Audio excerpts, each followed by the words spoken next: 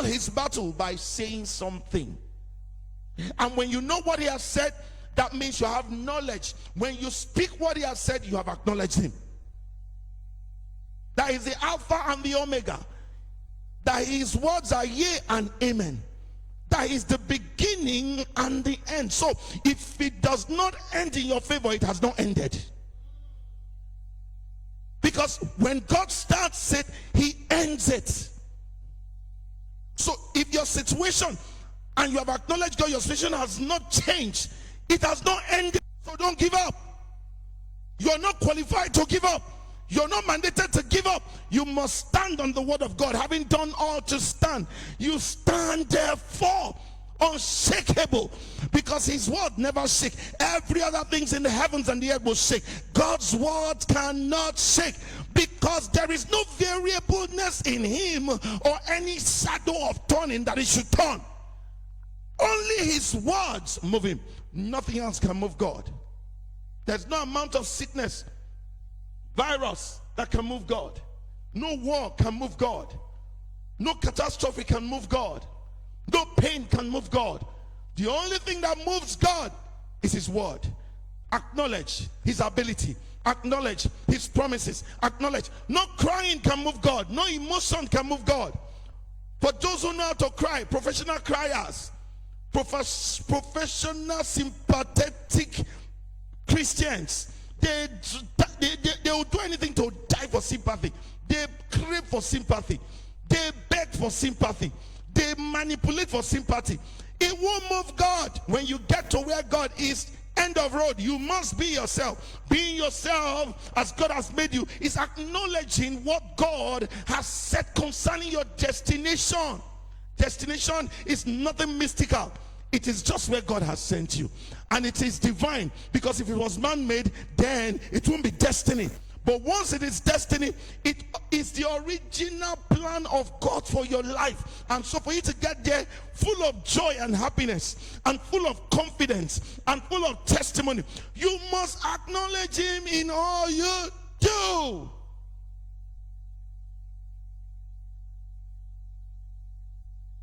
When men shall say there's a casting down, because I walk in the knowing of what he has said, I acknowledge him that there's a lifting up, even though there's nothing in my pocket, even though there's no food on my table, even though I've been asking for a car for the past 10 years and I haven't gotten it. It's coming. I just need to be validated. How do I get the validation of God to qualify me for a breakthrough? Is to study. And then shows. Study. My approval can only come from God. That's why when you promote a man, when God has not promoted him, he still be suffering. When you validate a man, when God has not validated him, you have set him back, because he has a mental view that it's been validated, but God hasn't. So he's delayed. But it's time to come into consonance, into fusion, into agreement with the word of God. Because if you study long enough, you will fuse with the word. When you fuse with the word, and God has seen that you are fused with the spirit of the word, not the letter that killeth, the spirit of the word. Because you can cram the word and it's just the letter, and you can use it to manipulate people. You don't have the spirit. The spirit of the word of God is sincere. The spirit of the word of God is righteous. The spirit of the word of God is not manipulative. The spirit of the word of God is not carnal. The spirit of the word of God does not seek itself. The spirit, when the Bible said, Jesus said, when the spirit comes, it shall testify of me, not himself. The spirit of God does not seek self. It seeks to glorify Christ and God. And that's how you know a true servant, who understands the place of the spirit of the word.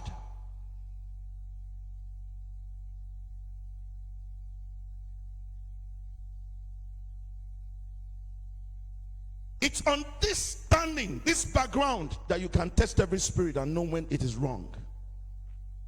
Do not allow your left hand or your right hand see what your left hand is giving to your right hand, or your left hand vis-a-vis. Once you do otherwise, you have broken the law. I don't care who you are. If you come on air and give someone a bag of rice, you just broke the law of God. You just broke the principles of God. You give somebody a car and you say to somebody else, you just broke it. It's better you keep your gift to yourself because you have received your reward according to the word of God. In all your ways, acknowledge him. And then he will direct your path. That's when you see breakthrough. Let me show you something. That's when you see breakthrough. Let no mercy and truth forsake thee. Bind them about thy neck. I'm reading verse 3 of 3. Write them upon the tables of thy heart. So shalt thou find favor and good understanding in the sight of God and men.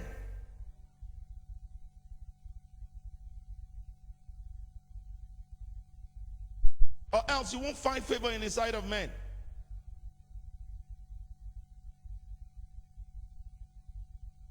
What's your motive for doing the things that you do? What's your motive for coming to church this morning?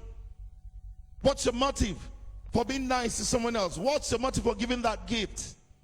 You know, some of us know how to give those we see that are able to give us later in life. Those that have capacity to give, those are the people we give. We don't give those who are incapacitated to give. We give those who have the capacity to give, so we can see you are carnal. Be you a pastor, you are carnal. Be it me, I'm carnal. The moment you do that, just know you are carnal. When people are looking for self-validation, when people are looking for crowd validation, when people are looking for the pew validation, when they want the pew to validate them, they want the world to validate them because they are doing something that we cannot understand, that is not right. So God has not validated them. They are looking for man's approval, man's validation. So they do the things that God has said should be done in secret, in the open. Like giving of cars. Oh, this man of God gave cars. Gave this one. Gave down. See, men of God give and keep quiet. Quiet. Quiet. I don't care how much you donated to the school. 1 billion, 2 billion. Be quiet. I don't care how many helps to you gave. Be quiet. If you gave a gift, man of God, be quiet. Child of God, be quiet about it. And God says he will bless you openly. And if you do otherwise, your blessing is closed. One who lives by this as a principle has received his reward. I don't know what your reward is. It's not my place to judge that. Be quiet.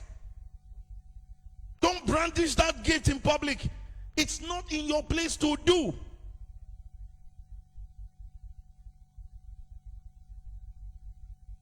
Oh, Pastor, why did God do it like that? I don't know.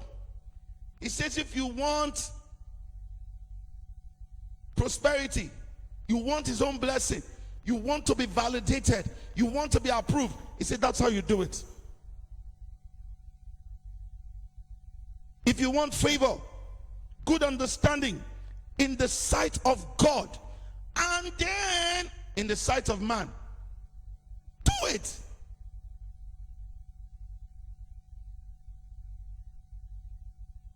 When you're looking for approval, oh, that pastor gave. Those that are quiet, they did not give anything. They keep collecting. Collecting what? You think it's everybody that is that hungry? Some of us were born to do this thing. We're born to preach. We're born to be in ministry. What you have is not important to anybody like that. When you are called of God, there are certain things, ingredients of ministry we put inside you. There are things that is not in your tasting.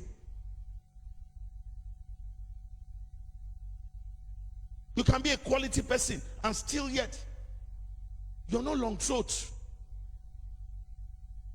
You can desire quality. It's inside.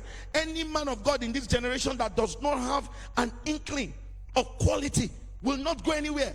But that does not mean that you should now be a monger of carnal things.